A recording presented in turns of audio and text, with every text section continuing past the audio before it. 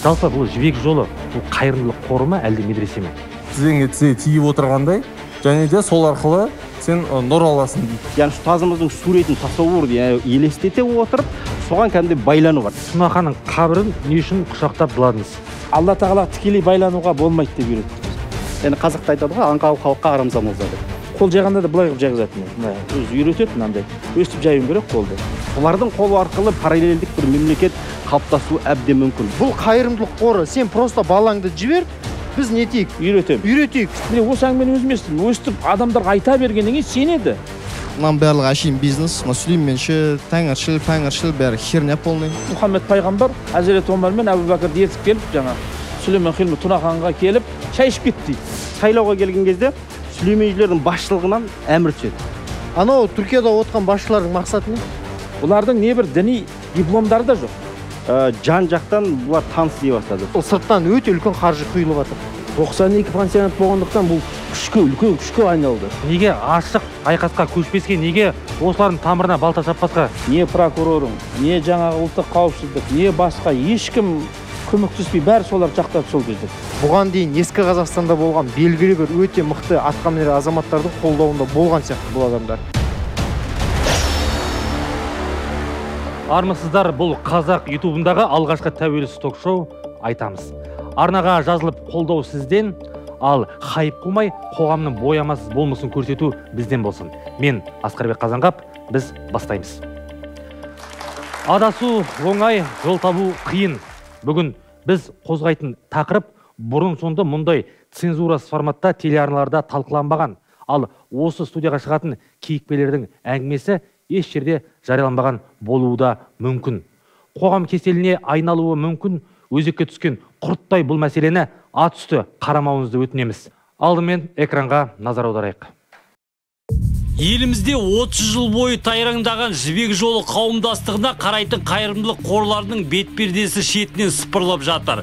Полиция медресе атын жамылған бірнеше қорға қылмыстық іс қозғап, адамның төбе құйқасын шымырлататын фактілерді жариялады. Алматыда Ғазизана қоры жеткіншекті суицидке итермелеген деп айыпталуда. Ал Астанадағы қор діни экстремизмді насихаттаған. Және бәрі заңсыз діни білім берумен айналысқан көрінеді. Соңғы дерек, Алматыда Райымбек Батыр мекемесі балаларды ұрып соғып, қорлады деген күдікке ілікті. Дәретхананы жуғызады, жұдырық жұмсайды деген сол жақтағы оқушының инспекторға жіберген хабарламасынан кейін полиция демде барды, бірақ бірден кіре алмады. 2,5 сағаттай ішке кіре алмады, өйткені сол пансионаттың адамдары қоқаң-лоққы көрсетіп, ішке кіргізбей, заңды талаптарына бағынбауға тиісті.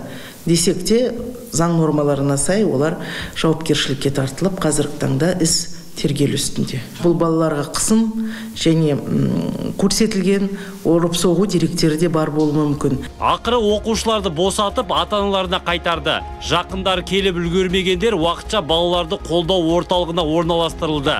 Сорақысы сол, жеткіншектердің санасы уланғаны әңгіме ауанынан байқалады. Медресе деп ешкім тіс жармай жасырып келгенін мойындады. Жасырып келдік. Медреседе ешкім айтпадық.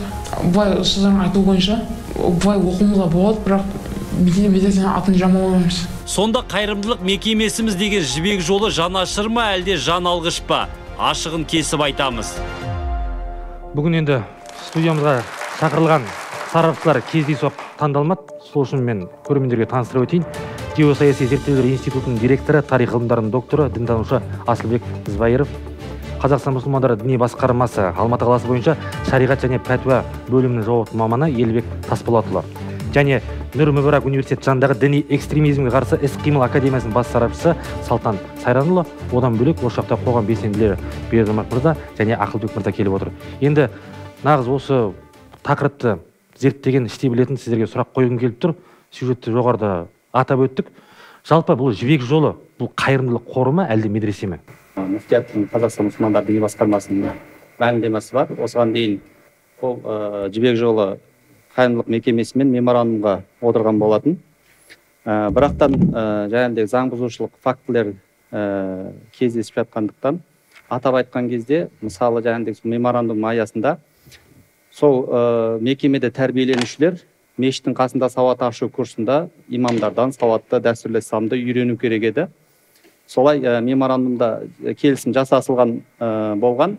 Дегенмен ол сол мекеме тарапынан жаңағыдегі имамдармен өзіне ара сол мекемеде сабақ беруге, келіссөз жүргізуге тырысылған. Сондай жаңағыдегі бұл мекеменің жаңағыдегі ол неде баяндамада айтылғандай, бұл мекемеге сенімсіздік артты. Содан кейін бақ өкілдері де мына бізде көріп жатқан осына заң бұзушылық тіркеліп жатқандықтан немесе іс қозғалып жатқандықтан Қазақстан мұсылмандар діни басқармасы бұл мекемемен меморандум тоқтатуға жаңағыдегі шешім қабылдады. Бұл жаңағыдегі бір факты айтылып жатқан сондай мағлұмат тарап жатыр. Бұл өзінің тәрбиеленушілеріне, сол мекеменің тәрбиеленушілеріне біз медресеміз деп жан-жақтан не істейді екен? Былайша айтқанда қайырымдылық жасатады. Қайырымдылық немесе сол қайырымдылық сұратады әртүрлі жерлерден. Қайыр сұратады ғой, қайыр сұратады. Содан жаңағыдегі медресеміз деп бұл білеміз, заңнамамыз бойынша жаңағыдегі белгілі бір министерствоға тіркелген жаңағыдегі діни бірлестік, атап айтқанда Қазақстан мұсылмандар діни басқармасы мешіттің аясында және осы республика бойынша бекітілген медреселер бар. Олар 3 қалада, жаңағыда Алматы, Астана, Шымкентте. Бұлар медресе ретінде бекітілмеген. Бұлар медресе емес, қайырымдылық қор. Сондықтан медресе деу үшін діни жаңағыдегі өз дәстүрімізге сай діни нені оқытылады. Діни жаңағыдегі мағлұматтар оқытылады. Бәрі заңға сай болады. Бірақ бұл кісілердікі діни нені жаңағыдегі асыртын оқытып келген деген хабарлар тарап жатыр. Осы видеода да көріп жатқанымыз. Сондықтан Қазақстан мұсылмандар діни басқармасы бұл заңсыздықтарды ескере отырып, жаңағыдегі не істеді, меморандум тоқтатты. Бұл әңгімеге қазір қайта ораламыз. Бірақ сізге сұрақ қояйыншы, осы мәселеде бізде енді Қазақстан мұсылмандар діни басқармасының ұстанатын фиқ ақида кәдімгі өзінің бөлімі бар, сіздерде фатуа бөлімі бар. Осы бөлім бұл ұйымды, бұл бірлестікті діни ұйым деп жаңағы балаларға бір нәрсе үйретуге тырысып жатқан болатын болса, астыртын медреселік білімдер берген болатын болса, олардың берген білімдері қаншалықты Қазақстан халқы ұстанатын, ХМДМ ұстанатын Ханафи мазхабының ақида фиқнесіне сай, егер сай болмайтын болса, сол дүниенің жасауына байланысты бұныларды экстремистік деп тани аламыз ба, сондай ілім берген ба, жоқ па? Егер берген болатын болса, сіздер тану арқылы бұлардың үстінен істі қозғатып, жалпама соттық деңгейде бұларды экстремистік ұйым деп танитын болатын болсақ, құқық қорғау қызметтер органдарына бұларды жабу бір-ақ күндік шаруа. Осы нәрсене де ХМДМ не дейді? Мұсылман діни басқармасы Қазақстан Республикасының. Енді мына сараптамашы ағаларымыз бар, ол кісілер бір заңнама жағынан сәйкестендіріп бір өздерінің бір жауабын айтады деп ойлаймын. Әр организацияны экстремистік тани беру үшін оған мынандай құжат материалдар керек. Ол бірнесінен тани салуға ол өзінің жасаған несінде болу керек, бір экстремистік әрекеттер болу керек. Ол экстремизмге шақыру недері болу керек. Егер оның бәрі болмаған болса, оны әр нәрсені тек қана былай болды екен деп тани салуға өте қиын. Мына жібек жолы қауымдастығын сүлейменшілер жамағатына жатқызады. Ол туралы не айта аласыздар? Жалпы сүлейменшілер деген кімдер? Өйткені мынау біздің көріп отырған көрермен бұлар кімдер түсінбеуі мүмкін да негізі. Енді бұл жерде нақтылайық, егер десеңіздер, бұл жерде үлкен қауіп ол исламофобияны туу. Жалпы бәріне қазір медресе, мұсылмандар, сақалдылар. Жоқ, бұны біз ажыратайық. Әр сақал дінткені мұсылманмын деп айтқанда ол исламдық көруге болмайды. Сондықтан да бұл неден сразу нетейік. Екінші мәселе бұл жерде, екінші мәселе. Сүлейменшінің өзіне келетін болсақ, бұл діни ағым бізге Турциядан келген, Төрегелінен келген, 92 жылдары келді, мен білуімше, 90 жылдардың бастарында келді. Сол уақыттан бастап өзін ақырындап тарата бастады. Айтқан кезде бұлай діни бағытында бұлай экстремистік деп танитындай, мысалы, бір мемлекет төңкеріске шақыру, адам өлтіруге, бір нетуге ондай іштеме жоқ, ондай әрекеттерінде болған жоқ. Құлшылықтарында жасырын құлшылықтары бар. Бұлай енді құлшылық әрине, ол өзіндік не болған, өзіндік бағыт болған, өзіндік бір интерестары болғаннан кейін әрине өзіндік бір ерекшеліктері бар. Мысал ретінде айтып кете аласыз ба, қандай жасырын құлшылықтары бар? Енді сөйлемен жағым енді көбінесе бұл сопылықтың бағытында станады. Бұл сопылықтың бағытында станғандықтан әрине енді сопылықтың бәрі жаман емес. Қайталап айтайын. тағы кері түсініп қалмасын. Сондықтан да бұдар енді сопылықты бағыт ұстанғаннан кейін өзіндік бір мистикалық ерекшеліктері бар. Мысалы, рабитаны ұстану. Рабита деген не? Рабита деген ол өзіңді бұл айтқан кезде неге кіресің, сондай бір состояниеға кіресің. Трансқа ма? Иә, өзіңді ұстазыңды алдында елестетіп, соған бір айтқан кезде бір бағынышты тұру. Сүлеймен деген ақпарат жөнек Сүлеймен Хилни Тунахан, дұрыс па? Иә. Сонда яғни түсінгеніміз бойынша сол жеке басқа табынушылыққа бұл ұласып кетті тұр ма? Енді бұл жерде ұстаз бен шәкірттің қарым-қатынасы ғой бұл жерде. Жалпы бұнда рабита принципі сопылықта бар. Бәрінде емес, бұның жалпы неде бар. Ол бұрын кезінде Ходжа Ахрордың өзі Самаркандта станған дейді, осы принциптегісі үлкен ұйым болып таранғаннан кейін бұны бір неде бағынуда, бір системада ұстау үшін ол өте қолайлы әдіс. Бірге өзіңіз айтқандай рабита жасау қаншалықты біздің дінімізге келеді? Әрине, біз ислам діні ешқашан адам басына шақырмайды. Ислам діні Аллаға сыйынуға шақырады. Әр нәрсе өз басына табынуға, өзіне шақырған ол нәрсе ол қателікте болады. Мына бір нәрсені нақтылап кетейікші, мен бұл тақырыпты кездесу таңдаған жоқпыз. Біз де зерттедік, өз басымда балалармен сұхбаттастым. Мынандай деректер айтылды. Жаңағы Сүлеймен Тунаханның суретін алып құшақтап ұйықтайтындай кезде болады екен, дұрыс па? Осыған қатысты не айтамыз? Бұл да сол табынушылықтың бір көрінісі ба? Рабитаның несінен шығады ғой бұл. Жалпы толықтыра өтейік. Негізінен Сүлейменші деген бір қазір Түркияда тараған жамағат. Бұның негізін енді бұл әлбетте о баста бір жамағат емес. Бұның басында Сүлейменші деген атаудың өзі Сүлеймен Хилни Тунахан деген Түркияда ғалым бар. Ол кісінің өзінің жеке басына қатысты ешқандай мәселе жоқ. Себебі Түркияда да білесіздер, белгілі бір кезеңдерде 60-50 жылдарда, одан кейін сол кезеңдерде кәдімгі дінге бір қысымшылық болғанын білеміз. Сол қысымшылықтың кезінде дінде Құран оқытып, имандылыққа шақыру үшін өздерінің белгілі бір Құран курстарын ашып, жеке басты өзі бірінші бастап, бала шәкірт оқумен айналысады.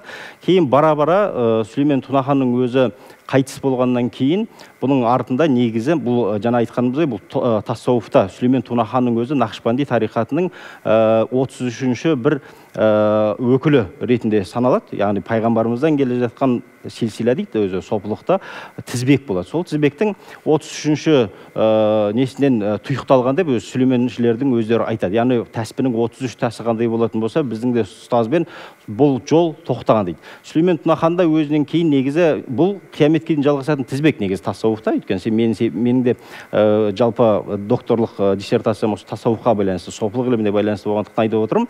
Ал үзілгендігінде бұл жерде бір проблема бар деген сөз. Яғни жалғаспауы керек. Бірақ өкінішке қарай бұл үзілгеніне қарамастан артында бір жамағат болып, ұйым болып, әрі қарай бұны жалғастырып кетті. Және сорақысы сол, ол әлем бойынша қарап кеткен. Яғни, ол енді ол кез келген жамағаттың өзі негізі кеңею, көбею ғой негізі мақсаты. Бұл жерде енді осы жерде ескере кететін нәрсе, жаңа рабыта қайдан шығып отыр деп осы ғой. Силсиладағы ұстаз тоқтағаннан кейін, енді әрі қарай бұл да жалғасатын ұстаз болмағандықтан не істейді? Тікелей Сүлеймен Тунаханға тассауфта кез келген ұстазға мәселен қол тапсыру деген нәрсе бар. Яғни ұстазға, бірге қол тапсыру, біздің қазақтың өзі дүниетанымда да солай. Ол сопылықты жоққа шығарылмаймыз. Өйткені сопылық деген нәрсе біздің ата-бабаларымыздан келе жатқан жол. Мәшһүр жүсіптердің болсын, басқа да біздің бүкіл өкілдеріміздің ұстанып келген жол. Бұл жердегі мәселе, яғни ұстаздардың әрі қарай тоқтағаннан проблема болып тұр. Міне осы кезде Сүлеймен Тунаханнан кейін ұстаз болмағандықтан, сол ұстазға енді қол тапсыру үшін де рухани бір байланыс орнату мәселесі туады. Міне рабытату шәриф деген, яғни өздерінің айтуынша рабытаи шәриф дейді немесе, сол рабыта сол ұстазға қол тапсыру мақсатында болады. Енді қараңыз, міне осы жерден адасқандық пайда болады. Осы жерден, яғни дінге енгізілген бір жаңашылдық. Сопылық жолдың өзінде бұл бір жаңашылдық ретінде қабылданады. Яғни деген сөз өздерінің кітаптарында жазады бұл мәселені. Яғни махаббатпен, сүйіспеншілікпен ұстазымызға, яғни ұстазымыздың суретін тасауыр, яғни елестете отырып, соған кәдімгідей байлану бар. Енді қараңыз. Сөзіңіз аузыңызда. Оны елестету мәселесі енді осы жерден шығады. Тағы елестету көрмегендер бар ғой, мәселен осы уақытқа дейін Сүлеймен Тунаханды көрмегендер бар. Осы кезде сурет алып келу мәселесі пайда болады. Ал дінімізде бұл суретке қарап рабыта жасау деген нәрсе мүлдем қате түсінік. Осы жерде әңгіменің реті келіп тұр. Кезінде Сүлейменшілермен бірге болған, кейін ол жақтан шыққаннан кейін ақиқатқа көз жеткізіп, әлі күнге айқасып келе жатқан кейіпкеріміз бар. Арнайы Өскеменнен келіп отыр. Алдымен экранға назар аударайық. Ербол Құдабаев, Жібек жолы қайырымдылық мекемелер қауымдастығы қарамағындағы пансионат атын жамылған қорда діни білім алғандардың бірі. Жүйелі түрде діни жоралғыларға қатысқан, зеректігімен көзге түседі. Тіпті Түркияда Сүлейменшілер жамағатының діни ұстазы Сүлеймен Хилми Тунаханның қабіріне табынып, тазалаған. Бұл процеске кемелдену деген айдар тағылған көрінеді. Кезінде Сүлейменшілер қанатының астында болған, қазір олардың қарсыласына айналған Ербол ағамызды студияға шақырайық. Бері отыр. Сюжетті көрдік, сұрақты төтесінен қойын. Түркияда Тунаханның қабірін не үшін құшақтап жыладыңыз? Енді Қазақстанда жүрген кезде 92 жылдар деп айтып отыр ғой енді ағамыз. Басында біз білмедік қой, кімнің дұрыс, кімнің бұрыс екен. Мына кеңес өкіметінің қыспағаннан құтылғаннан кейін ой дініміз қайта келді деп қазақтар қатты қуанып, ата-анамыз біздерді медресеге жібергісі келді, мешітке жіберді. Бірақ сол кездерде енді мешіттер әлі жүйеге түсе қоймаған, медреселер жоқ. Біз барған кезде сол Сүлейменшілердің Түркиядан келген ұстаздарыменен кездестік. Бізде ешқандай арамай болған жоқ. Енді бізге Алланы үйретіп атқаннан кейін, пайғамбарымыз саллаллаху алейхи вассалам танытып атқаннан кейін біз оларды ұстаз деп қабылдадық. Қазақстанда оқыдық, ол кісілердің қастарында жүрдік. Сол кездерде де әй осылар осы дұрыс емес ау, дұрыс нәрсені үйретпейді ау осылар деген сияқты нәрселер болды. Оларға біз өзіміз қарсы шықтық. Бұлар енді Алланы үйретіп, пайғамбар дін үйретіп жатыр. Енді молдалардың арасында болған. Сендер енді өздерің жаңа жаназаларыңмен жүресің, хатымдарыңмен жүресіңдер. Уақыттарың болмайды. Енді бұл қазақтың баласын оқытып жатқаннан кейін неге қарсы шығасыңдар деп өзіміз енді қатты жақтадық. Мешітке келген адамдардың барлығын жаңағы солардың оқу орындарына тарттық өзімізбен бірге. Мына жерде балалар оқып жатыр, көмектесейік деп жаңа. Содан сөйтіп өзіміз де сол жерде білім алып, сол кісілердің үйреткенін үйреніп жаңағы. Сол Түркиядан бірақ шықтық қой. Түркиядан шықтыңыздар, ол кезде содан кейін бізге үйреткені мынау ғой енді. Бұрынғы ұстаздар электрик болған ба, енді мен түсінбеймін. Қазір енді өзім ойланып отырсам сондай. Мысалға мынау жарық трансформатор арқылы жаңағы столға жалғанып тұрса, беріп тұр ғой, жарық беріп тұрады. Егер бұл трансформатор жалғанбай тікелей жағлап қойсаң, күйіп кетеді дейді, 1000 вольт. Бұл трансформатор бұған жаңағы арасындағы байланыстырушы беріп тұрады. Алла тағала тікелей байлануға болмайды деп үйретті бізге. Алла тағалаға біздің ұстазымыз арқылы байлану керек. Егер тікелей Аллаға байлансаң, жанып кетесің, ұстазымыз арқылы байлануымыз керек. Ұстазымыз Алламен арадағы жаң трансформатор. Алладан алған файызды қанша керек сонша беріп тұрады деп айтады. Содан біз айтамыз, енді ол кісі қайтыс болып кеткен ғой. Содан айтады, ол кісі қайтыс болған жоқ дейді. Рухы жүр дейміз. Ол кісі тек жаңағы денесінен жаны шыққаннан кейін ол кісі бір шексіз бір күшке ие болды.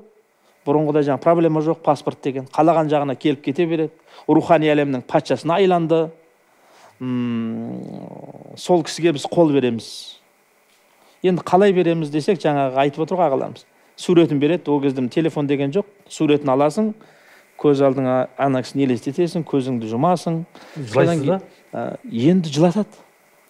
Бастан аяқ енді пайғамбарды айтпай, Алланы айтпай, соны айта бергеннен кейін жас балалар әсерленбей қоймайды. Сөзде сиқыр бар дейді ғой. Ол сөзден әсерленесің. Қандай сөз айтады, және қанша уақыт айту керек? Мысалға қараңыз, былай ғой.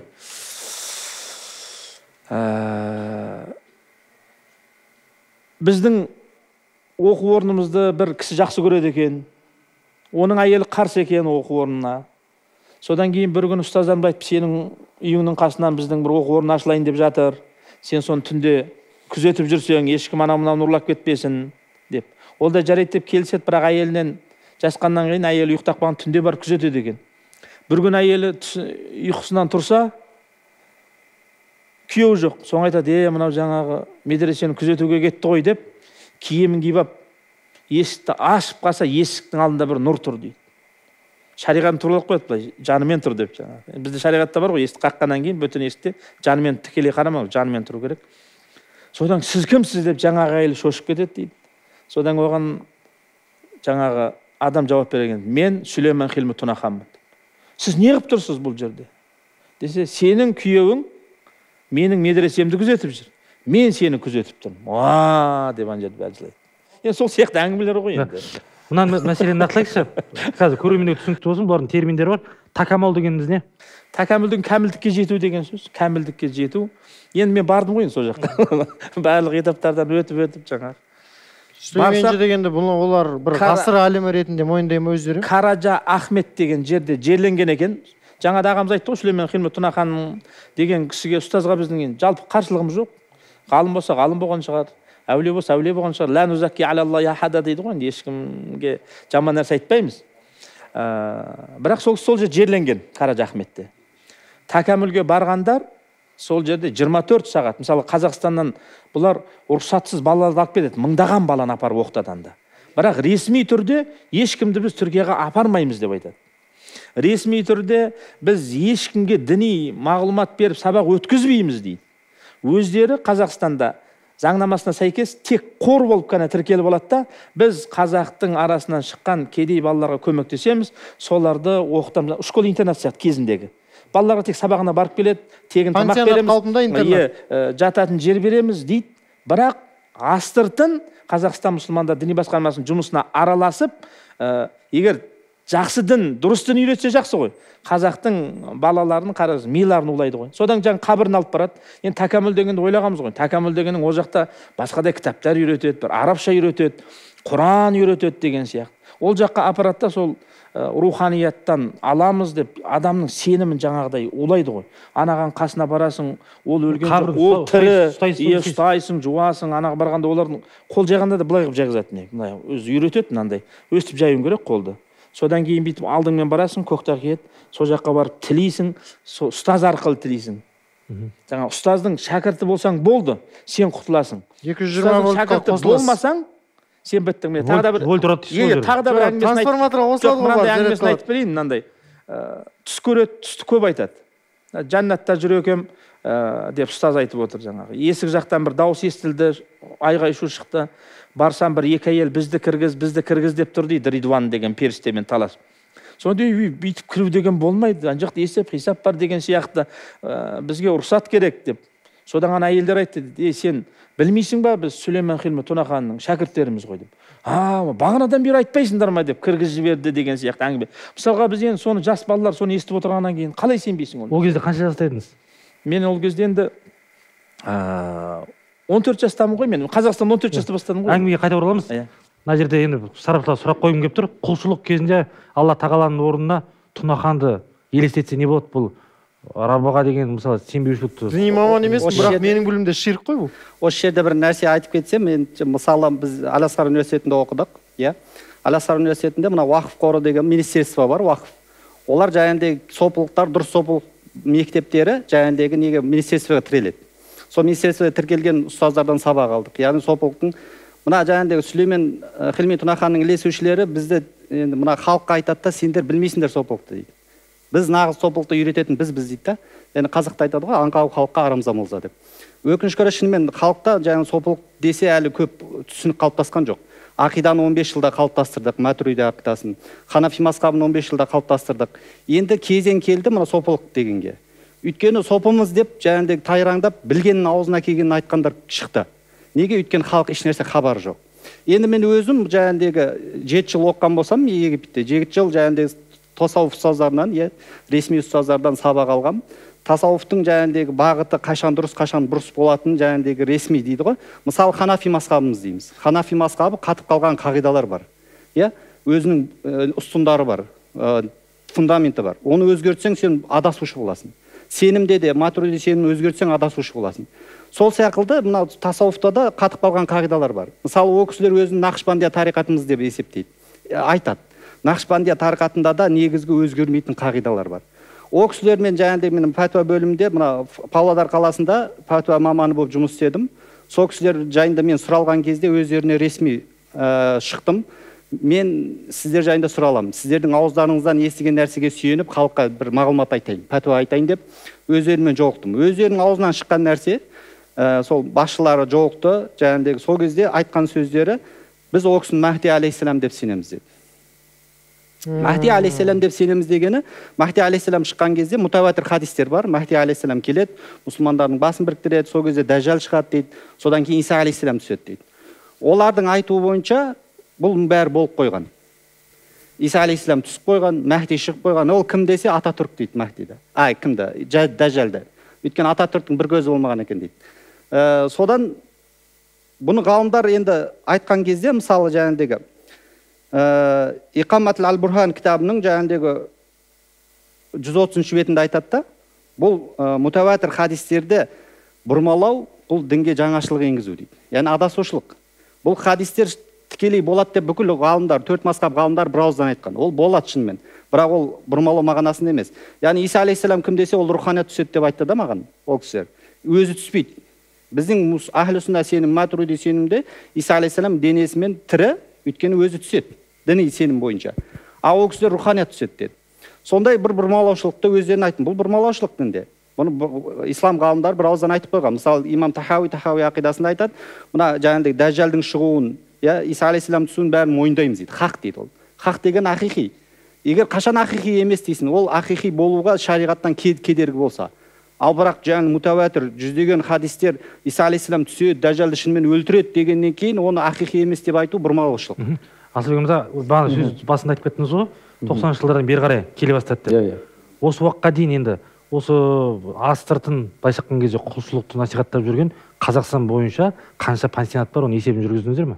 Негіз 90-нан астам деп айтады, негізінде мәлімет бойынша.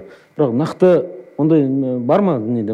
92-де. 92-де. Бұл жақта тек қана ер адамдар емес, жас балалар. Қыздардың. Және де бір жайтты айтып кету керек.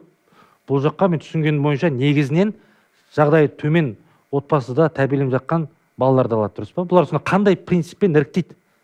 Сол жаққа өздеріне қабылдайтын балалар. Әлде ата-аналарын өздері апарып сенім тапсырып бере ме оларға? Бұлар барлық жаққа барады да, балаларыңызды медресеге беріңіздер. Осындай адресте медресе ашылды.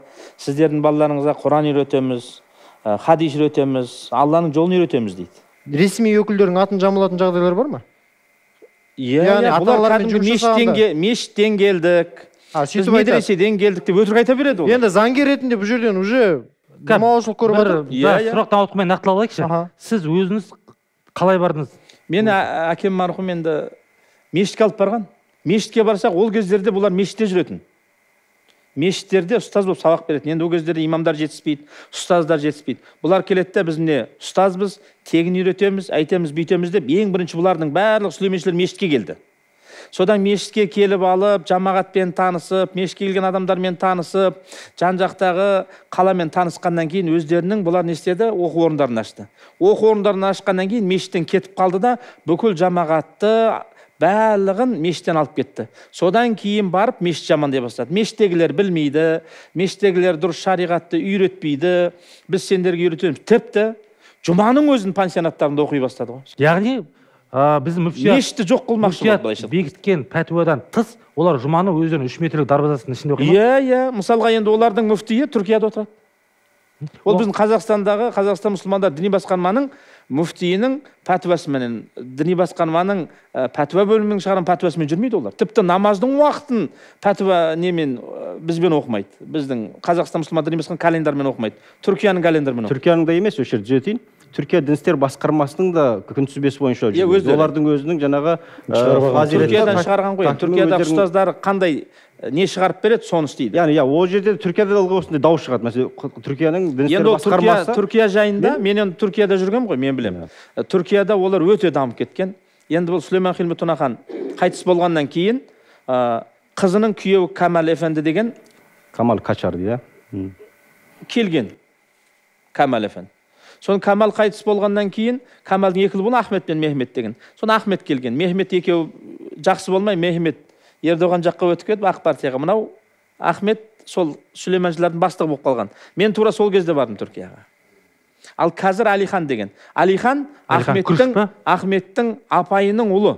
Былайша айтқан кезде сүлейменшілерді Сүлеймен Хилми Тураханның жиендері, балалар ғана басқарып, сырттан ешкім басқара алмайды. Туысқандық бір Сіз өзіңіздің тура жолдан тайғаныңызды қашан түсіндіңіз? Түркияға барған кезде. Сосын бұлармен енді айқасқа көшек соттасыңыз, иә? Иә, соттасың. Артыңызға түсті ма? Не болды? Соны қысқа баяндап беріңізші бізге. Мен енді Павлодарда имам болып жұмыс істеген кезде мынандай ғой, діни басқарма Бұлардың енді 80-нен астам деген сол кезде пансионаттары бар. Қаншама қазақ балаларды оқытып жатыр. Жарайды енді, Алланы танытып жатыр, пайғамбарды танытып жатыр. Кейбір шариғатқа қайшы нәрселер істесе де оған көз жұмайық. Осы уақытқа шейін әйтеу бір біздің қызметімізге әйтеу бір көмегі тиді ғой. Бұлар да мұсылман бауырымыз ғой біздің. Бұлармен бізге бір жұмыс жасасайық. Бұлар қайырымдылығын жасай берсін. Елден қайыр сұрай берсін. Пансионаттарын істете берсін. Бірақ біз өзіміздің қара көздерімізге діни ғылымымызды өзіміз берейік деді. Өте дұрыс нәрсе. Бұлардың уставтарында да діни ғылым беруге рұқсаттары жоқ бұлардың. Бұлардың не бір діни дипломдары да жоқ. Тек сол сүлейменшілік жолменен тәрбиеленген балалар. Ал сүлейменшілер жолымен тәрбиеленген балалар Құран сүрелерінен тек 23 сүре ғана біледі, одан артық жаттатпайды. Құран 114 сүреден 23 сүрені жаттатады, ең қысқа сүрелерді жаттатады. Араб тіл деген мүлдем жоқ. Ескі Осман империясындағы методикамен оқытады. Енді Осман империясына қараңыз, мысалға түсінікті болсын деп айтып кетейін. Осман империясында Османлыжа мемлекеттік тіл болған. Араб тілі ғылыми тіл болған, парсы тілі әдеби тіл болған. Олар арабша сөйлесе беретін. Қазір Қазақстанда орысша сөйлескен сияқты, олар арабша сөйлесе беретін болған. Былайша айтқан кезде. Мысалы, қазір сізге орыс тілінің грамматикасын үйретсе түсінесіз. Қазақ тілінің грамматикасын үйретсе түсінесіз. Ал сіз білмейтін, бір сөз білмейтін француз тілінің грамматикасын үйретсе не түсінесіз? Методика дұрыс емес, көрдіңіз ба? Ал енді сол методикалықты біздің қазаққа тығады, бізге келеді, бірден грамматиканы үйретеді. Насара, насара, насару, насарата, насарата, насар, оны түсінбейді. Оны жаттата береді, оны миы ашып қалады баланы. Сіз секілді бұларға қарсы түсінген басқа адамдар болды ма? Қатарластар? Иә, болды ғой. Мысалға, сол араб тілде жоқ, бұларда не Құранда үйретпейді дегенім ғой. Содан кейін енді діни басқарма, енді ақыр сендерде білім жоқ, өйткені бұлардың бәрін ұстаздарын тартты, сөйлесті, деңгейлерін көрді. Бұлар енді тәрбиелеп жүре берсін. Бірақ дінді өзіміз үйретейік деді. Бұлармен келісімге отырды, бұлар келісті. Жарайды, діни басқарма келсін, бізге дінімізді үйретсін, Құранды үйретсін, біз тек қайырымдылықпен айналсақ. Ой, керемет деді біздің муфтият. Жақсы, болды, өкіметке де айтты, біз келісім шартқа отырдық, дінді біз өзіміз үйретеміз. Содан кейін бірақ сөздерінде тұрмай, бұлар не істеді? Секіріп кетті. Ұстаздарды жаңа кіргізбейді. Кіргізсе де балалар жинап бермейді. Немесе балаларға діни басқарманың ұстаздары келе жатқан кезде дұрыс емес мағлұматтар береді та, балалардың барлығы түрлері тыржиып, саған жаман көзбен қарап отыр. Жаңа айтып кетті, медресе деп айтпасын деп. Иә. Содан кейін мен жаңағы Павлодарда бұларға тікелей қарадым. Діни басқарманың жаңағы меморандумы бойынша соларға жауапты мен болдым. Содан бұларға бардым, балаларына алай сабақ беремін деймін, бұлай сабақ беремін, кешке кел дейді, түсте кел дейді, анау дейді, мынау дейді. Балаларға не істейді? Жақындатпайды. Бағдарламаны қарап отырған құрметті көрермен, арнаға жазылуды, пікір қалдыруды ұмытпаңыз. Біздің айтарымыз алда. Мысалға, Сүлеймен Хилмут Тұнақанның бізге енді қазаққа қандай қатысы бар мысалға? Шәкәрімді білмейді, Абайды білмейді, Тұнақанды білмейді. Мәшғүл бар кезде, Абай бір кезде, егер абыда жасақ, сол кісілерге де жасайтын ақ қой біз. Ол кісілердің әулиелігі мына жерде мынандай сұрақ қояйыншы, және бір 92 деп айтып қалдағам, қор бар екен, бір қорды ұстапты. Ол қорды ғана ұстаған, бірақ басқа қорларға тиісе алмай отыр ма? Мен түсінгенім бойынша 92 пансионат болатын болса, 92 пансионат жеке қор ретінде тіркеліп алған ба? Қараңыз ағасы. Бәрі Сүлейменшілерде бір қор ретінде тіркелмеген ба? Иә, олар батысқа барса, Бекет ата қоры деп қояды. Абай ауданына барса, Абай ата қоры, Шәкәрім ата қоры, Мәшһүр Жүсіп қойы, Қожа Ахмет Яссауи қоры деген сияқты намды соны аттарды әдейі таңдайды. Соны жеке тұлғаларға тіркеп қояды да, олардың бәрі жеке-жеке. Содан біреуін алсаң, екіншісіне қатысы жоқ деген сияқты ғой. Ал бізде мысалға діни басқарма мешіт, мысалға тіркеліп тұрса, бүкіл барлық мешіт діни басқармамен байланысты. Тіпті жаңағы салық комитетінде де сондай. Бір мешіт жаңағы өзінің есебін дұрыстап жаңағы тапсырмаса, діни басқарманың несін шотын бұғаттайды. Сонда 92 қазіргі қор, сонда 92 түрлі қауіп болып тұр ма бізге? Енді осы жерде тағы да осы кісінің сұрағына жауап берейік. Бұл проблема негізі, бұндай проблема Түркияда да болған. 70-ші жылдары Түркияда да барлық осындай өздерінше басында Құран курс деп ашқан осы сүлейменшілердің пансионаттарында сол Түркияның дін істері басқармасы қаулы шығарады. Яғни барлық Құран курстар тек қана Қазақстан Түркияның дін істері басқармасы арқылы ғана жұмыс істеу керек. Және де сол Құран курстарында білім беретін, сабақ беретін ұстаздардың да диплом болу керек деген шарт қойды. Сол кезде ең қатты дамыған, былайша айтқанда Құран курсы ең көп осы сүлейменшілер болды. Бірінші қауіп соларға келіп тіреледі. Сол кезде бұлар не істейді? осы Түркияның Диянет дейді, дін істері басқармасына қарамас үшін дереу аттарын өзгерте бастайды. Ол кезде Құран курсы деген атауды алады да, курс және мектеп оқушыларына жәрдем беру қорларының қауымдастығы, федерациясы деп құрады. Содан кейін бұлар Диянет, яғни дін істері басқармасынан автоматты түрде ұлттық білім министрлігіне, қазір біздің білім және ғылым министрлігіне қарайтын болады. Тікелей діни былайша айтқанда бақылаудан тайып былай кіреді. Сосын бұлардың барлығына үкімет те осы кезде міне дін істері басқармасы мен Түркияның және осылардың арасында кәдімгідей үлкен дау ашылады. Үкімет енді бұларға кәдімгідей іс қозғаймыз десе, жаңағы айтылғандай, мәселен, ол жерде мыңнан астам Сүлеймен жердің пансионаты бар болса, әр қайсысы жеке-жекелеген адамдардың атына тіркеледі, жекелеген кәдімгідей адамдардың мүлкі саналады. Енді ойлаңыз, сіз мәселен бір ғана Сүлеймен жерге деп дау ашып қойып, мәселен, іс қозғап қойып, бәрін бірден жабылмайды. Ол жерде мыңнан астам пансионат болса, мыңнан астам іс қозғалу керек болады. Мыңнан астам іс қозғалу, ол біріншіден үлкен уақыт алады, екіншіден ол былайша айтқанда сол кезде қаржы министрлігінің былайша айтқанда қоржынына қатты ауыр тиеді. Кейін қалай жасап алу? Сосын бір кезде айтады, ең құрғанда бүкіл ғимараттардың барлығын неге де алынбайтын болады сол кезде. Ал енді алып алған күннің өзінде мемлекет бүкіл бұлардың пансионаттарын алып алған күнде де қаншама ішіндегі былайша айтқан кезде шәкірттерді қайда жібереді? Оларға орын тауып бере алмау проблемасы. Жарайды, орын тауып бергенмен оған қарайтын, қанша мыңнан астам қарайтын, пансионатқа қарайтын қаржыны қайдан тауып береді, кадрларды қайдан тауып береді, төлемдері бар олардың барлығы. Бұның барлығы сол кезде кәдімгі Түркия мемлекеті үшін өте ауыр болды. Онсыз да былайша айтқан кезде экономикалық кризисте тұрғандықтан бұлар амалсыздан қалады сол кезде. Сөйтіп соның қазіргі күнге дейін мәселен қызмет жасап келеді. Өйткені неге жаңағындай ғой, бұлардың барлық пансионаттары үлкен қайырымдылық қорымен айналысатындықтан қаншама ақша келіп жатыр. Біздегі 92 сол қор ертең мыңға ұласпасына кім кепілдік береді? Яғни тура сол секілді жеке-жеке оларда тіркелген. Мына жерде үлкен бір нем бар. Бұл осы эфир арқылы, осы видео арқылы ұлттық қауіпсіздік комитетіне, жалпы ішкі істер органдарының қызмет құлақтарын алтын сырға болса екен, скорее всего, олар біледі да бұны. Мен сенбеймін. Осы 90 пансионат сол жерге онсыз да кедей-кепшіктің балаларын жинап отырған болатын болса, біздің атқамінер ер азаматтардың қалтасынан шығарылған қайырымдылық арқылы келген ақшаның арқасында жұмыс жасап жатыр деген. Иә, осылай. Ол одан емес, ол сырттан өте үлкен қаржы құйылып жатыр. Жоқ, сырттан да келіп жатыр. Иә, сырттан, іштен де келеді. Іштен де, сырттан да. Немесе оны құйып жатқан адамдардың ақшасы соншалықты көп болатын болса, демек ол тегін адамдар емес. Осыған қатысты айтып кетесіз бе? Бұл жерде енді былай ғой, әр нәрсе мына исламтану тұрғысынан қарадық қой, және әрине үлкен қателіктері бар, дінге қайшылықтар бар. Бірақ мемлекетке бұл тараптан бәрібір. Мемлекетке ең бірінші бұл заңға бағыну. Бұл заңға бағыну процесінде бұлар 92 не болды? Жеке муфтият боламыз деген ой болды. Яғни бұлар уже заң шеңберінен шыға бастады. Бұл 92 пансионат болғандықтан бұл күшке, үлкен күшке айналды. Түсініңіздер ме? Сол кезде мемлекет уже кірісу керек болды.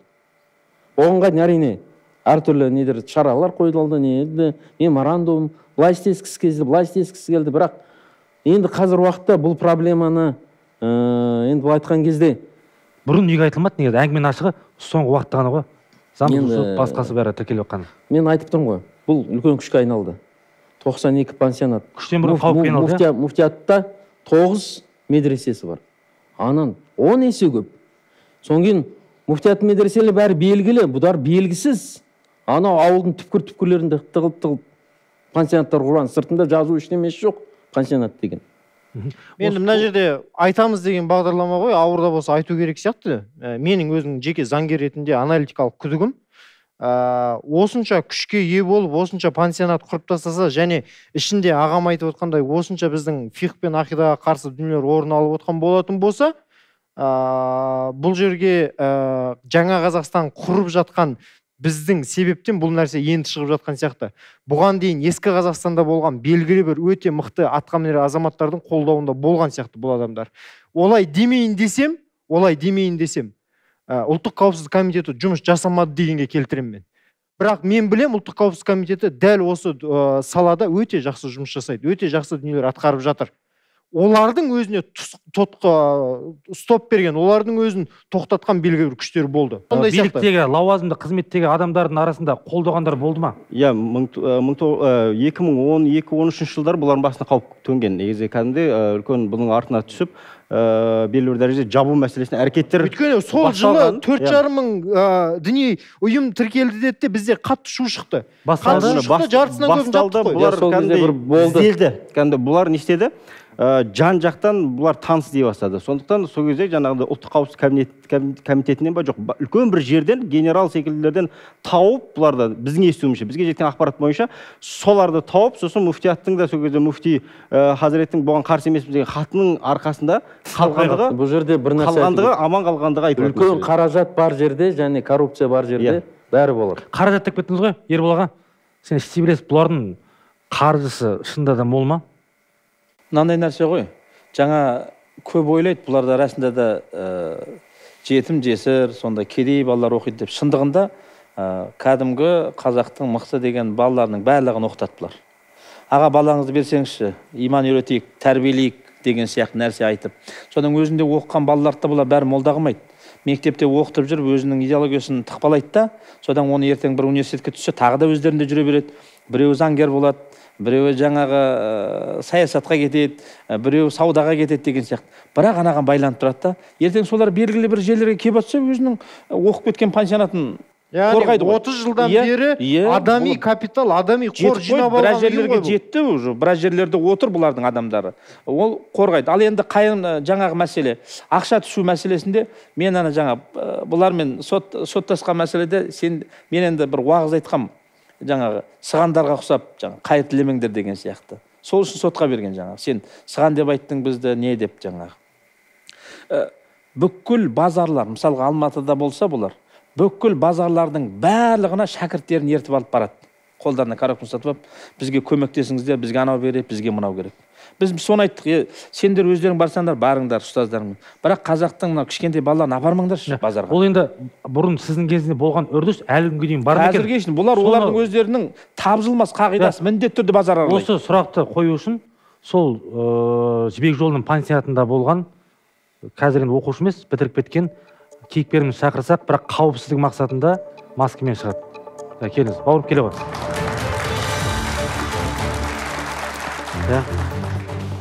Так, алдымен қай жылдары жалпы бұл пансионатта оқыдың, кім арқылы бардың, сіз ата-анаңыз тапсырды ма? Иә, естіліп тұр ма? Иә. Мен де атам берді ол медресеге. Нақты жылы есімде жоқ. 2007 болар, мүмкін 2009 болар сол жылдары. 12 жасымда берді медресеге. Біреулер арқылы естіпті, сондай медресе бар, сонда дегендей. Сол жақта сондай тәрбие береді екен, білім береді екен дегендей, діни. Сосын сол медресеге түстім. Медреседе оқыдық. Жалпы ол жақта енді фундамент құралды. Шариғи білімдер, жаңағыдай басқа да жаңағы фих деген сияқты жаңа намаз оқу, жаңа басқа да білімдерді оқып үйретті. Кәдімгі медреседегілер сияқты. Бұл жердегі енді айта кететін. Көңіліне күдік ұялатқан қандай? Көңіліне күдік ұялатқан. Енді ол кезде бас кезде білмейміз ғой. Өзіміз енді ғана үйреніп сол жерде біліп жатырмыз барлығын. Жаңағыдай. Екінші сол жерде 3 жыл оқыдым. 3 жыл білім алдым. Жатып, кәдімгідей пансионат дейді ғой. Медресесінде жатып, сабаққа барып келіп, және де іште бір сабақ бар, сыртта да өзіміздің мектептің программасы бар, бағдарламасы. Өзім көңілме бір неткен, қазіргі кезде түсініп жатқан бір мәселе, ол екінші жылы оқыған кезде бізде мынандай бір не болды, рабыта деген жаңағыдай ұстазбен, былайша айтқанда өздерінің ұстаздарынан, қайтыс болған бір ұстаздарынан байлану дегенде қалай айтсам болады, рухани дейін ба, әлде сондай бір өзі әрбір шәкірттерге бір уақыты келген кезде соны беріп отырады, рабыта дегендей. Рабыта береді, оны білім жинап, біраз 1 жыл, 2 жыл оққан уже білімі бар шәкірттерге беріп отырады. Оны рабытан берген кезде жаңағы ұстаздың суретін көрсетіп, жаңа өздерінің Сүлеймен Хилми Тунахан деген ұстаз бар дейді. Ол жаңағыдай пайғамбарымыз саллаллаху алейхи вассаламнан кейін айтулар бойынша хадис сондай келеді дейді. 33 силсиле сағадат келеді деп. Жаңағыдай сол 33 силсиле сағадаттың 33-ші соңғы тізбегі жаңағы осы Сүлеймен Хилми Тунахан деп айтады. Бара салған кезде сен мысалға діннен хабарың жоқ адамсың. Бірақ саған адам сияқты Құдайды үйретеді, пайғамбарымыз саллаллаху алейхи вассаламды үйретеді, дұрыс па? Әлде бара сап Тунахан туралы әңгіме кете ма? Жоқ, кәдімгі ахли сүнна уал жамаат несін яғни бастабында шынымен де ақида бойынша біздің ұстанатын фиқх бойынша барлығы дұрыс келе жатады. Иә. Соң белгілі бір сәтте сені соған дайындайды, дұрыс па? Ұстаздық туралы, байланыс туралы, оны алдын ала ақырын, яғни былайша айтқанда алдыңа асты бірақ қоймайды, аз-аздан беріп отырады. Сен оны басқа іліммен бірге жұтасың, сіңіресің. И соңында ана нәрсені айтқанда сен оны қарапайым дүние ретінде қабылдайсың, дұрыс па? Иә, дұрыс. Өйткені ол нәрсені білмейсің, ол қандай нәрсе екенін білмейсің, ол бұрыс екенін білмейсің. Теолог мамандар отыр, базарға барып қайырымдылық жинаған ба? Ондай болды, табару деген болды.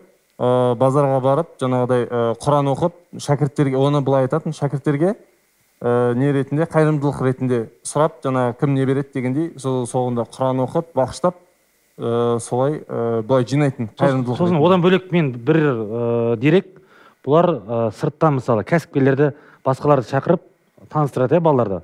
Ол кезде спонсорлар болады. Иә, спонсор. Оларға қалай таныстырады сіздерге? Мынау жатақхана дей ма, не дей ма, не деп таныстырады? Жалпы медресенің барлық ішкі тәртібін, несін барлығын көрсетіп, балалар жататын жер, жуынатын жер, тамақ ішетін жер деген сияқты барлығын көрсетеді. Өздері ішінде араласады, бір-біріне неге қатысады. Сосын ішінде жаңағыдай біраз жыл оларда білім алып, жаңағыдай еткеннен кейін оларды да рабытаға неге кіргізеді. Мысалы енді бұларда тек қана жоғарыда айттық, ер адамдар емес, қыз балаларға арналған да пансионат бар. Ол жақтағы құлшылықтың айырмашылығы бар ма бұл жақтан? Жоқ, жалпы негіз бір ғой. Жалпы негіз бір. Бірақ айтайын деп жатқанымыз, мына мысалы жаңағы Мәхди алейхиссалам дегенді, ол кісілер ұстаз болған адамдарға ғана үйретеді екен. Және жаймен деп жатыр ғой. Ана шәкірт болып жүргендерге әлі Мәхди деп айтпайды. Өйткені ол қабылдау қиында, өйткені Мәхди дегенді көпшілік біліп қалған, ол уже адасушылық екен біледі. Бірақ әбден дайындалып келіп ұстаз болған кезде ғана бұл Сүлеймен Хилми Тунахан біздің ұстаз екен, Мәхди деп айтады. Өз ауыздарынан айтқан нәрсесі. Жақсы, так, осы жерде мен тағы да келесі сюжетке кезек бергім келеді. Бұларда жаңағы ер балалардың пансионатынан бөлек Хазиза ана қорында қызыма қысым жасады, балам шыдамай өз-өзіне қол жұмсай жазады деген Әлия есімді кейіпкеріміз бар. Сол кісінің әңгімесін тыңдасақ, осы пансионаттағы қызына жасалған қысым туралы. Мені бір жерден алып кетсеңіз, алып кетпесеңіз, мен көпірден секіріп өлемін деп. Үйге қайтып бармаймын, алып кетпесеңіз, мен қазір қашып кетемін деген сияқты сондай әңгімелерді айтып, сол жерде көшенің ортасына еңіреп жылады. Үйге келгенше еңіреп жылап келді, сосын үйге келіп сұрастырған кезде қысыма тамақ бермеген, су бермеген, сөзіне қарағанда 3 күндей жаңағыдай сусыз қамаған. Сол кездегі бар арманым болды, қасындағы жолдас қызым екеуміздің бірақ арманымыз болды, осы өмірден өлсе кетсек екен деген ойда ғана болып, басқа ешқандай неміз болған жоқ деді. Сөйтіп ашып анкета толтырған кезде тұрмысқа шығуға дайынсыз ба деген сияқты сұрақтар бар екен. Маған ол сұрақтар ерсі көрінді. Сосын не жауап берерімізді білмедік. Ойланып қалдым, бұл не қандай медресе деп. Сосын қызым демалыста келіп жүрген кезде айтты, біз Қазақстан емеспіз, біз Орта Азияға жатамыз. Ұстаздардан сондай нелерді естіген. Сосын ұстаздарының сөзіне қарағанда, енді біз не айтсақ, соны сендер айтпай, бұлшытпай орындауларың керек. Тіптен өл десе де өлуге дайын тұру. Время газетінің жазуы бойынша осы оқиғадан кейін Әлия апайдың үйіне барып қысым көрсеткен, үркіткен адамдар болыпты. Бұл сәйкестік пе, әлде тапсырыс деп ойлайсыздар ма? Қорқытады олар. Жоқ, әрине бұл жан жақтан қорқытады. Айтеміз, сөйтеміз, бүйтеміз, соттатамыз, құртамыз деп. Енді Қазақстан мұсылман діни басқарманың имамы ретінде 6 ай соттастық, ойлаңызшы. не прокурорың, не жаңағы ұлттық қауіпсіздік, не басқа ешкім көмектеспей, бәрі солар жақтады сол кездерде. Содан кейін ақырында 600 мың теңге штраф салып, жаңағы кешірім сұратып, ақырында жұмыстан кетіртетіндей дәрежеде болды ғой бұлар. Сонда бұлардың тіреуі кім сонда? Жаңа барлығы қолдайды бұларды. Өйткені жаңағы бұларды білмейді ғой көп адамдар. Бұлар бүйтіп айтады жаңағы. Біз Алланың пайғамбарды үйретіп жатырмыз, бұлардың бәрі бізді көре алмайды, біздің медресемізді жапқысы келеді.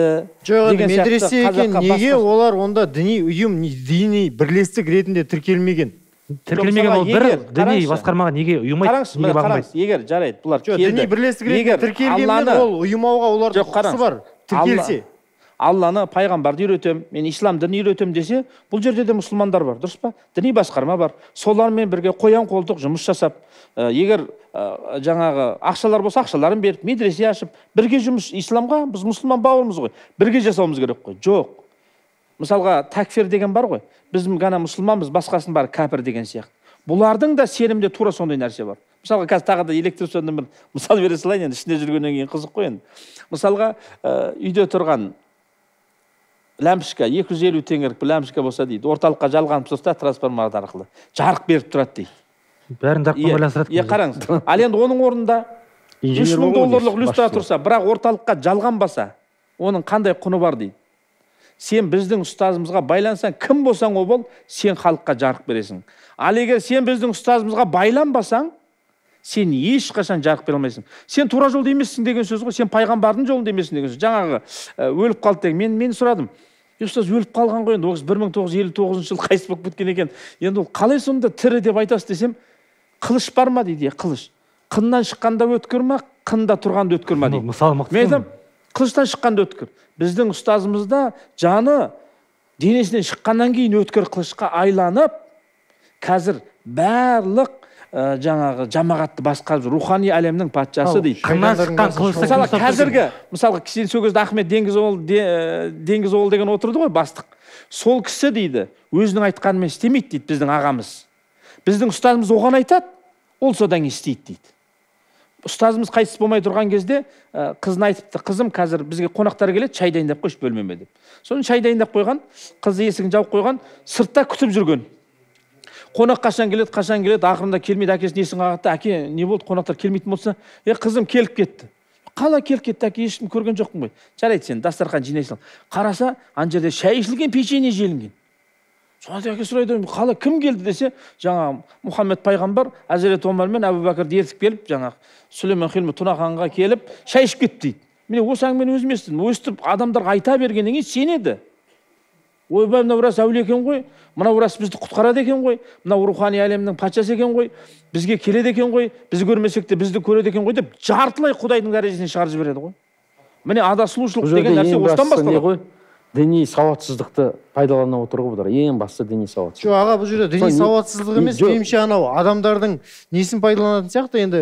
Егер діни басқармамен бірге жұмыс жасаса, мына құйтырқы балаларды анандай ғой, қайырымдылықтың бетін жамылып апшы. Иә, тура сол. Жоқ, бұл жерде былай ғой, мысалы, сопылық ағам біздің Қазақстан жерінде болған кезде, моңғол шапқыншылығының кезінде талай сопылын ғалымдарын қырып жүреді.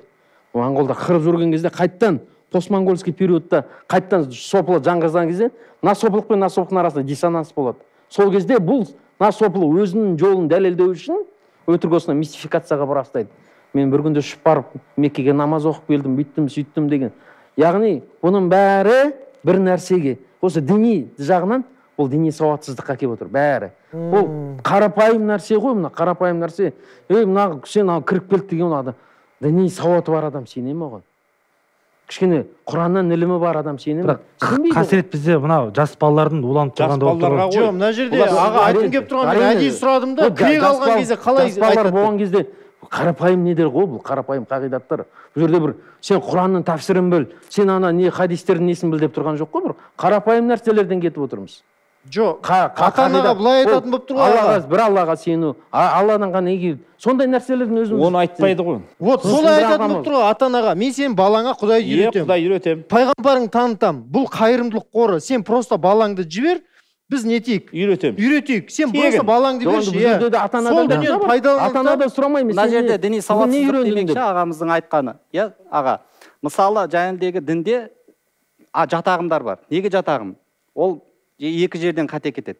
Сен біреуден жеткізсең хабарды, сол жеткізген тізбегіңді әкелуің керек. Немесе бір жаңашылық ашсаң, жаңашылықты Құран сүннетке негіздеп, мазхабқа негіздеп дәлелдеп беруің керек. Бидағатты. Бұларда айтады, мысалы, жаңағыдай Сүлеймен Хилми Тураханды 33-ші жаңағыдай соңғы әулие дейді. Әлемде ол кісіден басқа әулие болмайды, кемел әулие. Бұларда бәрі үзілген. Қараңыздар, өз аузынан сұрадым да жаңағыдай елесушілерінен.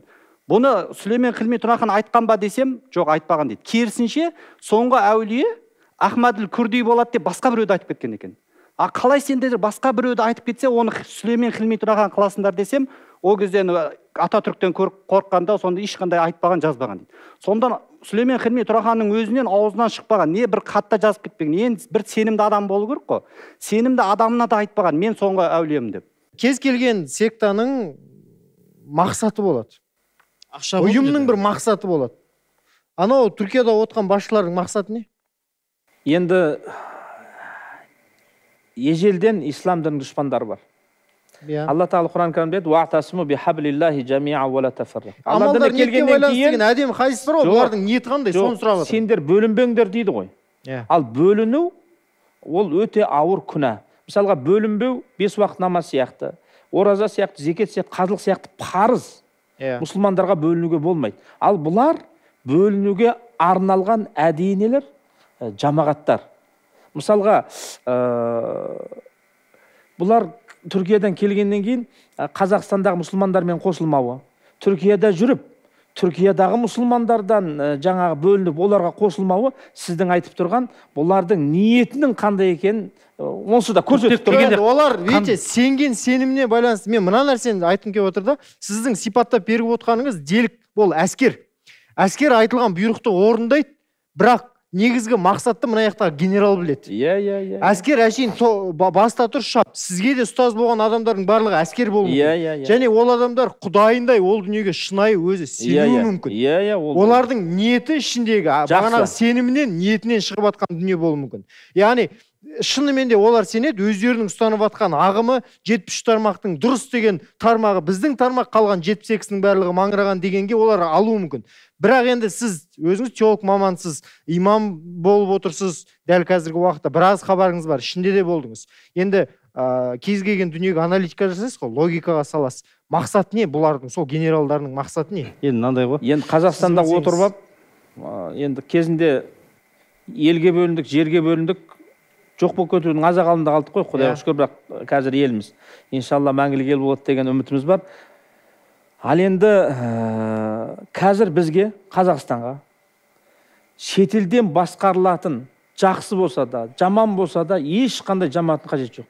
Мысалы, қараңызшы, қазақтар отыр, екеуміздің арамызда бір келіспеушілік пайда болды. Біз келеміз да, оқып келген өзіміздің ағамыз бар, молдамыз бар, сол кісіге барамыз. Содан ол айтады: "Ереке, мына жерінде сен қателестің, сен мына жерде түзет. Сен мынаны істе, сен былай істе". Екеуміз айтамыз, болды, ләббай тақсам, Алла разы болсын, кете береміз. Ал енді жамағаттар көбейсе, сен Сүлейменші болып кетсең, анау Дағуатшы болып кетсе, анау Нұршы болып кетсе, біреуінің молдасы Түркияда,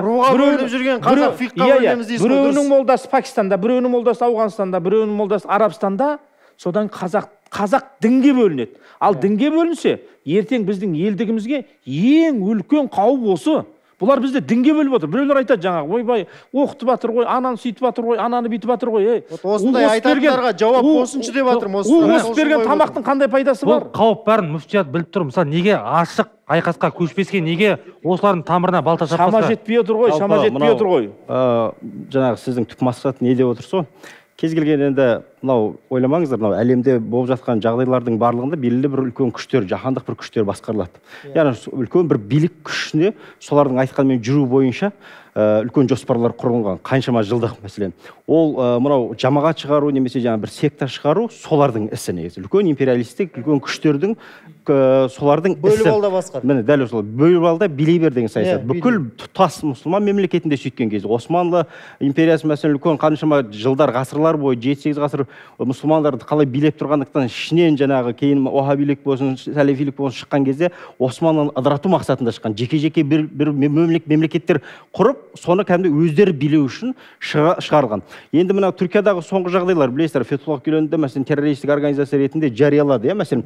Ол кезде де тура сол секілді мұсылмандардың ішінен, яғни өздері секілді көрінген, өздері секілді шапан кигендердің ішінен осындай топтар шығарады, кез келген уақытта, бір уақытты келген кезде өздерінің әмірін орындау үшін. Мәселен, Түркиядағы 2016 жылы болған мәселен төңкеріске әрекеттің кезінде де көрді. Сол кезінде бүкіл молдаларды қыспаққа алып, қудалап атқанда бір ғана молдаларға, бір ғана ағымға рұқсат беріп, жасыл свет беріп, уақыты келген кезде мәселен билікпен жаңағы жаһандық күштердің арасында келіспеушілік болған кезде, міне сол кезде әмір берді да не істеді? Әскери төңкеріс жасауға әрекет жасады. Тура сол оқиғадан кейін екінші Түркияға үшін де қауіп Сүлейменшілердің жамағаты болды. Ол үшін мәселен сайлау болған кезінде де сол кезде жаңағы билікті алып қою үшін әрекет еткен фето ұйымының құрған iyi парти дейді, жақсы партия деген бір партия құрылады. Соған дауыс беру келген кезде, сайлауға келген кезде Сүлейменшілердің басшылығынан әмір түседі. Барлықтардың бүгінгі биліктің басшылығында сол кездің қазіргі мәселен ақ партия биліктің былайша айтқан кезде мұсылманшылыққа жақын, исламды жақтаған бір билік болса, соған емес те бұл мұсылман жамағатын жаңағы кезінде отанына опасыздық қылған, сатқындық қылғандардың құрған жаңа партиясын дауыс беруге шақырады. Сол кезде кәдімгі ютубта аудио бар. Сол кезде біреу дауыс берейін деп тұр, бірақ түсінбей тұр да, мына жақтан әмір келіп тұр. Жақсы партияға бер, iyi партияға бер, болған емес дейді. Сосын телефон шалады өздерінің ұстаздарын, айтады: Сүлеймен аби дейді, сол жақта тағы да бір өздерінің ұстаздары бар, Сүлеймен аға дейді, рас па естіп тұрғаным, маған былай деп отыр, дауыс берейін десем, iyi партияға бер деп отыр дейді. Бұл қалай десем, төбеден жоғарыдан әмір келді ма, итағат етуіңіз керек. Итағат еткенде қалай дейді, кеше ғана менің отаныма опасыздық қылған, сатқын қылған, қаншама адамның қанын төккен мен партия, солардың құрған партиясын қайтып дауыс беремін дейді. Бұл сен түсінбейсің дейді. Ертең ақыретке ұстазымыз келе жатқан кезде, ұстазымыз алдымызда хазіретіміз шыққан кезде не дейсің дейді, оны араластырмаш дейді. Егер де дейді, бүгінгі олар түріктер дейді ғой, егер де осы партияның адамдары жәннатта болса, мені Құдай сол жәннатқа кіргізбей қойсын дейді. Яғни опасыздар, отанын сатқандар болса, кіргізбесін дейді. Демек не деген сөз, биліктің ішінде бұндай топтар не үшін ұстайды? Осындай үлкен кәдімгі бүкіл әлемде, мәселен, фетоның да қаншама әлемде мектептер болды. Сол секілді Сүлейменшілерде қаншама мына жерде пансионаттар бар. Бұлар бүкіл әлемде бар. Жаңа есіме түсіп жатыр. Мен мысалы жаспын ғой кезде. Бізді ұстаздар жинап алды. Түркияда медреседе. Енді түрік балалармен араласып оқимыз ғой. Түрік балаларға айтты, ертең сайлау болады. Ол кезде Месут Йылмаз деген сайлауға түсіп атты. Содан Ердоған болды ғой деймін. Тансучилер ма біреу, айту. Аналар солжы дейді. Дінге қатысы жоқ адамдар, мынау Ердоғандар оңысы діншіл адамдар. Содан сендер айтасыңдар, ертең Месут Йылмазға дауыс берсін сендердің ата-аналарың деп сөйлейді. Соған же түрік балалар айтып жатыр. Ұстаз, Месут Йылмаз деген жаңағы намаз оқымайды, басқа дінге қарсы, біз неге Ердоғанға бермейміз ұстаз, ана мынау. Сонда тура осы сөзді айтты. Бізге жоғарыдан әмір келді. Біздің ағамыз айтып отыр, біздің ағамызға ұстазымыз айтады дейді. Ол бекер емес. Фасықтың артынан дін жаю деген нәрсе бар, сендер оны түсінбейсіңдер. Месут Йылмазға берет дедік па, бұл Месут Йылмазға бересіңдер дауысты. Біздің медресе мысалы діни оқуға барған, біздің қандай қатысымыз бар мысалға. Ертең бұлар көбейсе, осы нәрсені тура Қазақстанда жасайды. Түркияда жүргенде, қазір мен сізге айтайыншы, Түркияда жүрген кезде параллель бір мемлекет болады. Түркиядағы мешіттерге жұма намазына бармаймыз. Тіпті жай намаздарда мешіттегі имамдардың артында намаз оқуға болмайды деп айтады бізге. Олардың артында оқысаңдар намаздарын қабыл емес дейді. Міне сөйтіп үйретті. Мүфтият бертінде пәтуасы айтады, тек жұма намаз тек қана мешітте оқу. Ол мешітте ғана оқу. Одан кейін енді сіздер пансионаттар тексере аласыздар ма? Осы 3 метр дарбазадан арыған оқима оқымай ма? Бірінші мүфтияттың пәтуасы емес, бұл шариғаттың бірыңғай қағидасы. Жаңағындай жалпы орындарда оқылу керек. Есігі жабық жерлерде оқылмайды. Ал бірақ енді мүфтияттың тексеруіне келсек, біз құзырлы орган емеспіз. Әлбетте оны жаңағы құзырлы орган оны қадағалау керек. Құзырлы орган өзі әрең кіріп отыр ғой. Жоқ, бізде заң бойынша да негізі топтық ғибадат белгілі бір жерлерде жиналып жасауға тыйым салынады. Яғни осындай бір некелерде. Заңнама бойынша тыйым салынған, ол рас. Жалпы қазір сол жақты бітіріп кеткендердің бойын әлі күнге қорқыныш билей ме? Сізде әлі қорқыныш бар ма бойыңызда? Ондай қорқыныш жоқ. білмеймін, менің естуім бойынша қазір күшейіп келе жатқан сияқты. Мешіттердің имамдары жаңа нелерді, оларға жаңағы ұйымандар деген сияқты сондайды естідім. Және де олардікі қате, олардікі жаңағыдай адашушылық деген сияқты. Сондай нелер болған, сыбыстар болған былайша айтқанда. Тікелей айтпайды, ақырын жеткізеді. Енді қараңыз айтады, жаңағыдай айтпақшы, 73 ағымның ішіндегі жаңағы біреуі ол біз ғана дегенде. Біз ғана емес. Иә, біз ғана ол дұрыс дегенде қалғандары уақыт келе өздері түсінеді дейді. Қатарластарымыз арасында бәрінің көз ашылды ма? Жоқ, олай деп айта алмаймын. Біраз мен араласып әлі араласам ғой. Бірақ айтсам да, былайша айтқанда, адам уже фундаментально алғаннан кейін ол әлемді былай санасы уланады ғой. Яғни бұл мынандай нәрсе ғой. Былай мен дәлелдермен ғана айтып осылай неткен, дәлелдермен айтқан күннің өзінде оларда кішкене андай не болады. Мынау қорқыту демекші, сөзіңіз алдыңызда осы жерде бір негізгі мағлұмат айтып кетейік, сауатсыздық деді ғой ағамыз. Бұл жерде былай айтады, және сендер қарсы шықсаңдар, ертең жәннатқа кіре алмай қаласыңдар деген сөз айтылады, тікелей болмаса да. Соны әлі зерттеп, өзі санасы жетпеген адам сол ойда қалып қояды. Кейін шығып кетсе де ол қорқып отырады, ашық қарсы шығуға немесе айтуға. Неге? Өйткені сен жаңағыдегі ұстазыңа, піріңе қарсы шықтың, енді сен жаңағыдегі құрыдың, қарғысқа қалдың деген секілді, ол жаңағыдегі саналық қорқыту бар. Сондай нені тәсілді қолданады да. Сол жаңағыдегі әлі көп ашықтамаған, бұл негіз тасауфқа сәйкес емес екендігін түсінбегендер кішкене қорқып жүретін. Яғни мынандай система ғой бұл жерде. Бірінші жалпы кез келген нәрсе бірден насихатталмайды ғой. Ол кезең-кезеңмен болады. Мәселен, бұларда ең бірінші медресеге жалпы діни мәліметтер беріледі. Одан кейін бір сәті шамалы бұлардың бұл діни мәліметті меңгергеннен кейін тәсбих дейді, яғни тәсбих дейді, белгілі бір зікірдің түрлері береді, тәсбихтері. Мәселен, одан кәдімгі содан бақылау жүргізіледі болады. Бақылайды, егер де кәдімгі соны орындап жүретін болса, былайша айтқанда адалдығын көрсете алатын болса, одан кейін барып рабытату шариф дейді. Мәселен, сол рабытаға одан кейін өтеді. Бұл кезде бұл жамағатқа бір шама бұл не істегені берік болғандығы. Осыдан кейін барады, бұларда мәселен эурады шариф дейді, енді ол бәрі тасауфтық терминдер, оларға белгілі бір күнделікті дұғалар, міндеттер беріледі. Одан өткеннен кейін тәкәммүл дейді, яғни Түркияға барып толықтай оқытылады. Содан кейін барып мәселен толықтай бұлардың өзінің адал бір мүшесі болады. Рабита туралы айттық, бауырымыздың аузынан естейікші. Рабита қалай өттіңіз, қалай дайындады, қанша уақыт кетті? Жаңа бір нәрсені оның алдына қоса кетсем, ренжімесеңіздер. Жаңа медреседен шыққан кезде 3 жыл оқыдым дедім ғой. 3 жыл оққаннан кейін медреседен шықтым өзім. Сол кезде ұстаздарымыз қорқытқан жоқ, бірақ былай айтты да, сен егер осы медреседен кететін болсаң, адасасың деді. Бұл жерден кететін болсаң, сен намазыңда бәрі де өзің жайында қалады. Былайша айтқанда, сен бұл жерде қорған сияқты, қорғанның ішінде отырсың. Егер сен қазір толықтай білім алып кетпейтін болсаң, бұл жерден сен адасушылардың ішіндесің деді, былайша айтқанда. Енді рабытаға келетін болсақ, рабыта алдық. Рабытада жаңағы Сүлеймен Хилми ұстаздың портретін, суретін көрсетеді телефоннан. Содан кейін айтады, осыны жаттап ал дейді, мысалы үшін. Содан кейін осыған жаңағыдай қол тапсырасың дейді, жаңа пір ретінде. Ол рабытаның қалай орындалады десеңіз, жаңа тізерлеп отырып, өзінің бір уақыты бар, күндіз таңертең таң намазының алдында ма, сондай нақты есімде болмайды. Қазір көрсете аласыз қалай тізерлеп отырған қалай? Тізерлеп, кәдімгі намазда отырғандай отырып, тізерлеп, сосын жаңағы елестетесің дейді, жаңағы ұстазымыздың, Сүлеймен Хилми жаңағы портрет көрсетті ғой.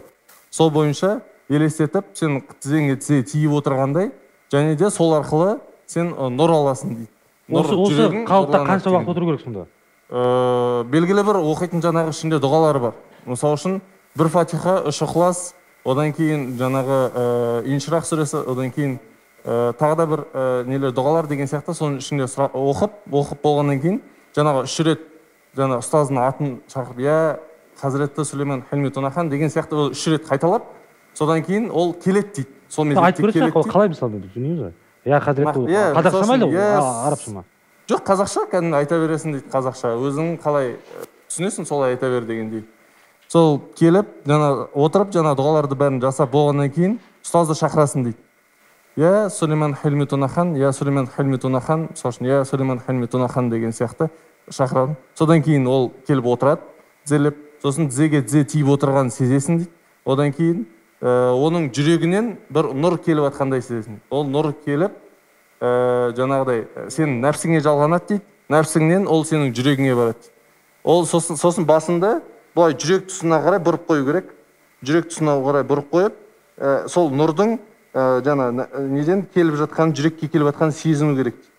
И сол кезде мен сіздерге айтайын, сондай білмеймін енді ол андай самовнушение ма или не ма, бірақ соны шынымен де сезетінбіз. Ашығын айтқанда, балалардың барлығы да сезетін оны. Бірақ мен оны түсіндіре алмаймын қалай екенін. Содан кейін мүмкін мен кішкене бір нелер ойлар болды сол кезде, мүмкін рас шығар деген сияқты. Бұл сектаның жоралғысынан келмей ма? Келеді толыққанды, бірақ сіздің айтып отырған дүниеңіз мына психосоматика дейді, психологиядағы самовнушение, дұрыс айтып отырсың, адам өз-өзін сендіру, сосын мына құлшылық жалпы айтады ғой, адамның өзінің жеке ішкі жан дүниесіндегі дүние. Ішкі жан дүниесінде болған дүние болғандықтан адам өзі толыққанды сол нәрсеге қатты берілген кезде, ол жай ғана сен намазда сәждеге барғанда шынымен берілсең, ихсан дейміз ғой, Алла тағаланы көріп тұрғандай соған құлшылық жасау деген түсінік жай ғана біздің өзіміздің ақидадағы дінімізде бар. Осы дүниенің барлығын балаларға бұл пайдалану арқылы келтіреді да. Одан кейінгі дүние, бағана өздері айтып отыр ғой ағам, күніге айта бергеннен кейін бұл нәрсені. Бұл жерде ана нәрсе бар. Жас баланың психологиясына сипаттау және не дейді? Бір нәрсені бір кино көрсеткенде айту. Адам кино көрсеткенде жаңағы бүкіл дүниені неткен кезде толыққанды сен сеніп соны елестетіп бастайсың да. Ал ол өз кезегінде психологияда қазір терминін ұмытып отырмын. Кәдімгі термин бар, бізде криминологияда да бар, осындай маньяктар бар, адамдар нететін, заңда да сондай дүниелер бар. Сол дүние арқылы адам анандай қалай айтсам болады, до такой степени өзі ашылады, сол нәрсеге сенеді, бағанағы дүниені телесный, уже шизофреник сияқты да ол. Сезе бастайды, көзін елестей бастайды, дауыстар ести бастайды. Ол нәрсенің барлығы сырттан осылай қысылып келетін дүние. Ал ол дүние болған кезде бұл сіз айтып отқан дұрыс айтасыз, сектаның бірінші несі. Мынау қоса кетейін осы жерде. Мына жаңағыдегі айттық қой, негізі Нақшбандия тарихаты ислам әлемі мойындаған, бүкіл әлемде бар. Ол дұрыс бағыт Ханафи мазхабы сияқты, дұрыс бағыт ол жалғасып келе жатыр.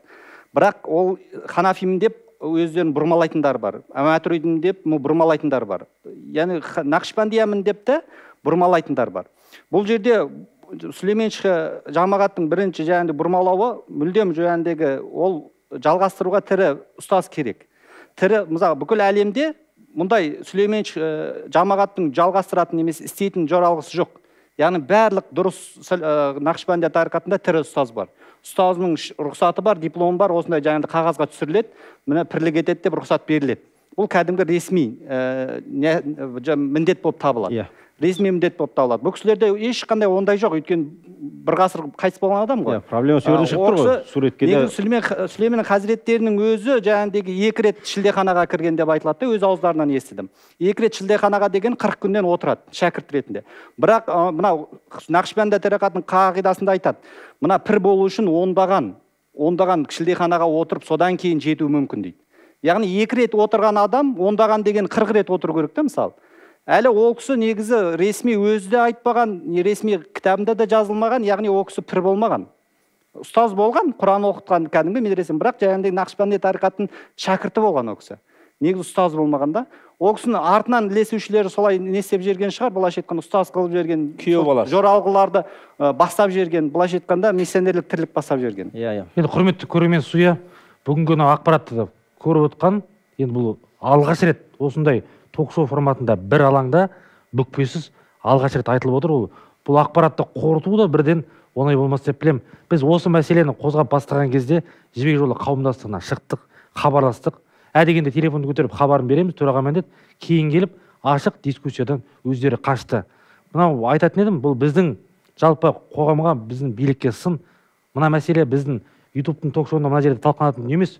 Бұл үлкен мінберде, үлкен билікте ашық не істейміз деп талқылануы тиіс мәселе. Өзіміздің болашағымыз жастарды шетелден келгендердің қолдарына тапсырмау керек қой. Енді бір ауыз ойларды қорытсаңыздар. Бұл жерде былай ғой, қазір бір нәрсені түсінуіміз керек. Дін мәселесі өте актуалды. Дін күннен күнге өсіп бара жатыр. Мұсылмандардың саны альхамдулилля көбейіп жатыр. Бұл үлкен күш, үлкен не болғаннан кейін, мемлекеттің өзі ие болып, өзі бір бағытқа бастамағаннан кейін әртүрлі күштер келеді. Ол Сүлейменшіде болды, ол анау да болды. Қазір тәңіршілерден шықты. Ол тіпті мына қазір Сүлейменшінің айтып тұрғанын жанында ол ойыншық болып қалады бұлардың істеген әдістері. Олар істеп жатқан әдістері. Сондықтан қауіп күннен күнге көбейе береді. Әртүрлі жақтан да. Пока мемлекет өз тарапынан осы мәселені қолға алмағанша. Тоқаев президентіміз айтты, дәстүрлі исламның теоретикалық несін жасауымыз керек деді. Осы бағытта біз шынымен үлкен жұмыстар атқаруымыз керек. А бұл не? Бұл өзіміздің дәстүрлі орталық азиялық Мауараннахр мектебін жаңғыртпайынша, сол негіздерді алмағанша, біз анда да самитамыз, мында да нетеміз, ананын да қолында кетеміз, квази-субъектность боламыз. Яғни әр жақтан келген не күш бізді пайдалана береді. Өзіміздің тұғырымызды жөндеп алмай. Бәрекелді. Сіздің пікіріңіз? Жалпы кез келген нәрсе өзі шариғаттың шеңберінде бағалануы керек. Жаңада имам мырза жақсы айтты. Ол мәселен бүгінгі сопылық деп келген сүлейменшілердің де сопылықтың атына кір келтіргендігі ол айқын. Дұрыс сопылық, ол бабаларымыздан ұстанып келе жатқан Нақшбанди тарихаты болсын, басқа да тарихаттар болсын, оның өзінің принциптері бар, өзінің жолы бар, Құран мен сүннетке ешқандай бір қайшылығы жоқ. Сол нәрселерден жаңағы сүлейменшілердің де бүгінгі сол принциптерден қателескендіктен де осы күні осындай проблема шығып жатыр.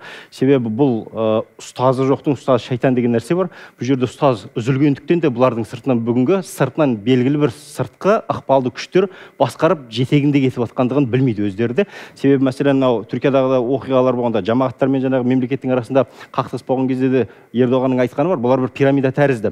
Бұлардың асты дейді, енді түркше айтқанда ибадет, ортасы тижарет, ең жоғары жағы иханет дейді. Былайша айтқанда астық ибадат, яғни ғибадат етіп жүрміз деп ойлайтын. Яғни бүгінгі пансионаттағы жүргендер, ортасы тижарет дейді, сауда-саттықта жүргендер. Яғни бүгінгі осылар арқылы қайырымдылықпен қаншама ақша жиналады. Қазір мәселен ютубтан қарасаңыздар да осыларды жібек жолы қайырымдылық қорына байланысты материалдар шықты. Кімдердің атында қанша үй тұр, қандай үлкен коттедждер, үлкен пәтерлер, үлкен көліктер тұрғандығын бәрін осында басында тұрғандардың бәрін талдап берген видео бар, көрсеңіздер болады. Яғни бұлар міне ортасындағылар.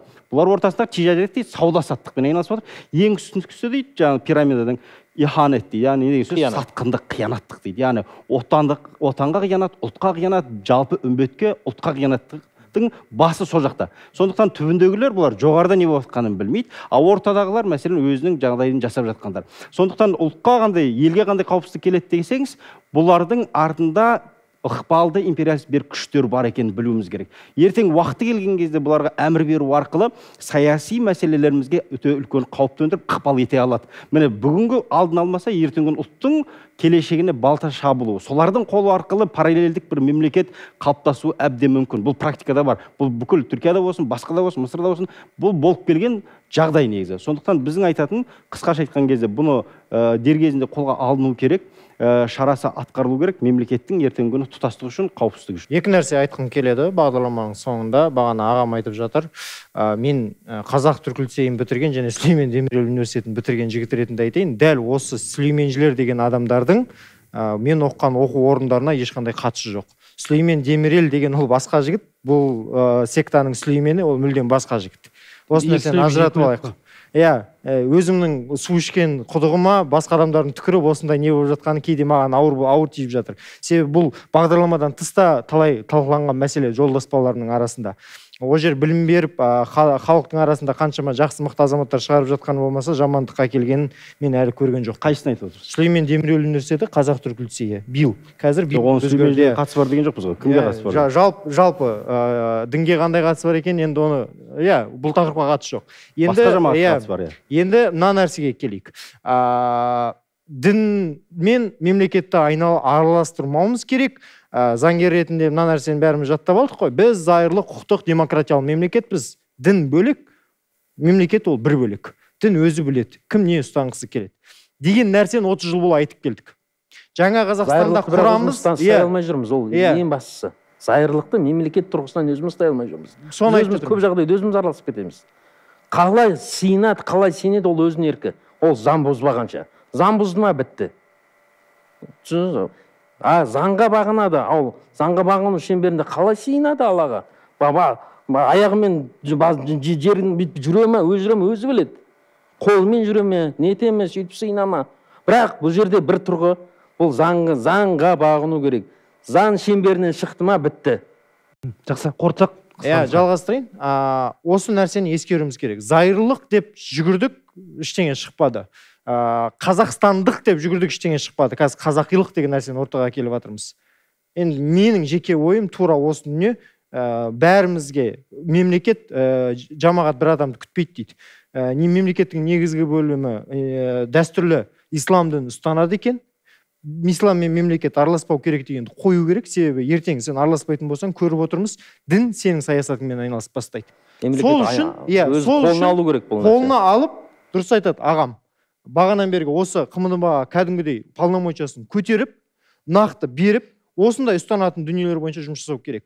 Тіпті мен ұсынам, чтобы Қазақстан мұсылмандар діни басқармасы дұрыс емес деп тапты деп берген фәтуа беру арқылы табылған белгілі бір ұйымдар, адамдар тобы эксперттік группаға кіру арқылы ұлттық қауіпсіздік комитетімен, ішкі істер органдарымен етене жұмыс жасаса, нақты дінді білетін, нақты мақұлданған адамдар фәтуа беру арқылы сол адамдарды алдын ала шауып отырса, адамдардың санасын бұлатпай. Жақсы. Енді мынанда халықта өкінішке орай мына алып қашты әңгімелер бар да.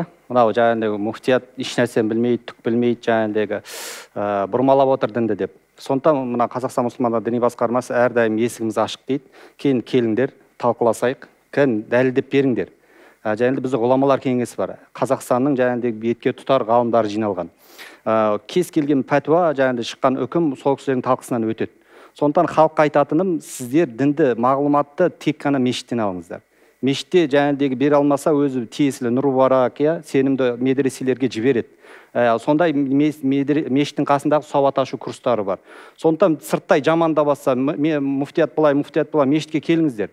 Бұл бұрыннан айтылып келе жатыр. Біз ашықпыз. Міне жаңағыдай қатеміз болса келейік. Сондықтан біз мына жаңағыдай діни бірлестік ретінде муфтият жаңағыдай осы Қазақстан заңына сай, заңнамасына сай, өзіміздің жарғымызға сай, жаңағыдай елдігін ойлап келе жатқан, дәстүр исламды дәріптеп отқан, Ханафи мазхабы, Матуриди сенімін дәріптеп қойған, осы ата-бабамыз ұстаған бағытты ұстап келе жатыр. Сол жаңағыдай пәтуадан, сол бағыттан тайған жоқпыз. Ал енді сол бізді жеңіп, өздері муфтият болып, жаңағыдай өздерін білген істегісі келетіндер бар. Сондықтан жаңағыдай тәңіршің болсын, анаушың болсын, мынаушың болсын, бәрін естиді, муфтиятты жамандайды. Бүкіл жаңағыдай сол санасы сәл көп терең ойлана алмайтындар не істейді, муфтият шынымен сатқын екен деп ойлап қалады. Ешқандай сатқындық жоқ, дін бұрмалаушылық жоқ, бәрі елдің игілігі, діннің игілігі, біздің дәстүрлі діннің игілігі. Сондықтан не істейтін, пікір таласатын болса келсін, жаңағыдай дін сұрайтын болса, халыққа айтатынымыз жаңағыдай мешітке келіңіздер. Жақсы. Алып қосарыңыз бар ма? Халқыма айтарым, маған ұстазым осы Қалқаман мешітінде, Қаскелеңдегі жаңағы Южный мешітінің ұстаздары, имамдары. Алла ол кісілерге разы болсын. Осы бәленбай жыл бұрын ең бірінші айтқан тапсырмалары болды. Бірінші, қазақша діни басқармамен бекітілген Құранмен, пайғамбарымыз саллаллаху алейхи ва саллям хадистері бекітілген Құранды, хадистер жинағын тауып, соны оқы деді. Базарда мынандай жерлерді араламдар, осы жерден біздің жамағаттар сатып алады деп, орнына дейін айтып берді. Ақиқатында сол Құдайдың құтты күні таң намаздан кейін бір бет оқып отыр деді. Жетеді саған деді. Өзің сезесің, сезген сәтіңде өзі кете береді, өзі 2 бет, 3 бет деп шамаңа қарайды. Айтпақшы кейбір бауырларымыз бар ғой, Фатиханы бір жыл болды, әлі миыма болмай жатыр деген сияқты әрекет слабый да, просто ниет ықыласымыз дегенде. Барлық бауырларыма, халқыма айтарым, мынам барлығы әшейін бизнес, сүлейменшіл, тәңіршіл, пәңіршіл, бәрі херня полный, боқ қой әшейін. И ондай херняға алданудың қажеті жоқ. Оған неткенше, оданша осы қасиетті Құран сатып алыңдар, 5-6 мың теңге тұрады өзі. Тиын ғой қарап отырсаңыздар. Құран сөзді айтылған жерде ана сөз қолданбай қойып. Кешіріңіздер, бірақ түсінсін деп отырмын да, батырып айтқым келіп отырған ғой. Құран кітапты оқып отыр, қазақша әдемі аударған ұстаздарымыз отыр, Аллаға шүкір, қандай білім иелері. Соларды оқи отырып, сіздерді ешкім алдай алмайды. Шымшық сойса да қасап сойсын дейді ғой, мен осы сөзді өзім көп айтып жүрем. Мысалға ауырып қалсаңыздар, больницаға барасыздар, ол дұрыс нәрсе. Ақыл есі дұрыс адам больницаға барады, медицинаға, докторлық емделеді. Енді бір-екі врач дұрыс оқымады, бір-екі врач дұрыс емдемеді деп, бүкіл медицинаны бас тарту ол ақылды адамның істейтін нәрсесі емес. Үй салатын болсаңыз, құрылысшыға барасыз. Сіз мысалды күшкелтіріп кетсіз. Иә, құрылысшыға барасыз. Мысалға енді маған келіп үй салайын нере келсе, мен тек бата беремін. Үйің жақсы бітіп кетсін деп. Ал бірақ құрылысшыға ана жерге былай саласың дейді. Дұрыс па? Сонда үйіңіз жақсы болады. Діни мәселеде де Құдайға шүкір ғой бауырлар. Қазақстан мұсылман діни басқармасы бар, муфти бар, ғұламаларымыз бар, өкілі имамдар бар, ұстаздар бар, солардан сұрау керек. Ал енді олар неге жамандайды? Мысалы, кезінде кеңес өкіметі неге қырып тастады молдалар? Өйткені өздерінің идеологияларын қоғамда жайғысы келді. Молдалар кедергі. Қазір енді бұл секталарда ондай күш жоқ. Содан кейін бұлар тек жамандайды, жамандап бұлардың молдалардың, мешіт имамдардың, муфтияттың абыройы халықтың арасында төмен түссе, Сүлейменшіні тыңдайды, Нұржыны тыңдайды, Дағуатшыны тыңдайды, Вахабисті тыңдайды. Содан жан-жаққа қазақ бөлініп, бір семья, бір ұйып отырған бір семья құриды ғой. Біздің болашағымыз болмайды. Сондықтан да әсіресе біздің жастарымызды, Құдайға шүкір, бұрын болмағаннан кейін оқыдық біз бауырлар. Біз білмедік. Енді қазір көзіміз ашылды ғой. 9 медреседен оңай емес, 3000 мешіт деген оңай емес, сауат ашу курстар бар, университет бар. Балаңыздың оқысын десе, өзіміздің ресми оқу орындарға апарыңыздар. Алла разы болсын. Бұл бағдарлама ютубқа жүктелгеннен кейін Жібек жолы ұйымының оны көретіні анық. Жоғарыда айттым, шақырдық келмеді. Бірақ біз келесі бағдарлама келетін болсаңыздар, қайтып ашық алаңда осы тақырыпты талқылауға дайынбыз. Бөлінгенді бөрі жейді. Дінімізге, тілімізге, ұлтымызға сызат түспесін. Әмин. Бұл қазақ ютубындағы алғашқы тәуелсіз ток-шоу. Айтамыз, біздің айтарымыз алда.